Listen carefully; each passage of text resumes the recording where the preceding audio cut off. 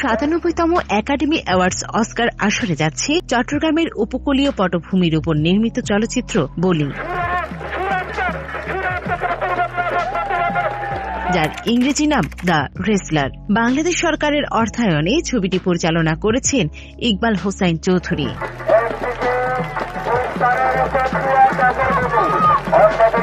অস্কারের এবারের আসরে বেস্ট ইন্টারন্যাশনাল ফিচার ফিল্ম বিভাগে লড়বে সিনেমাটি।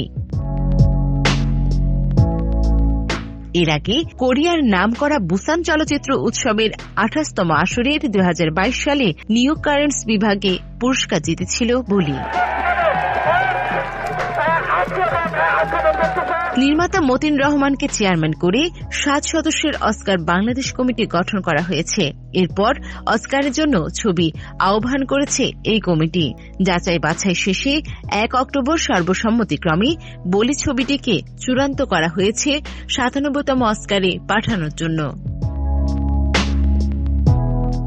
2020-21 অর্থ বছরে বাংলাদেশ সরকারের অনুদানের সিনেমা বলি সিনেমার প্রধান চরিত্রে অভিনয় করেছেন Nasir Uddin Khan.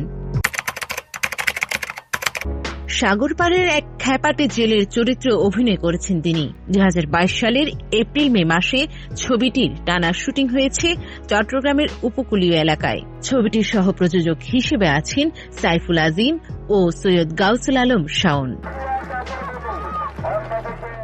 Desk report, click news BD.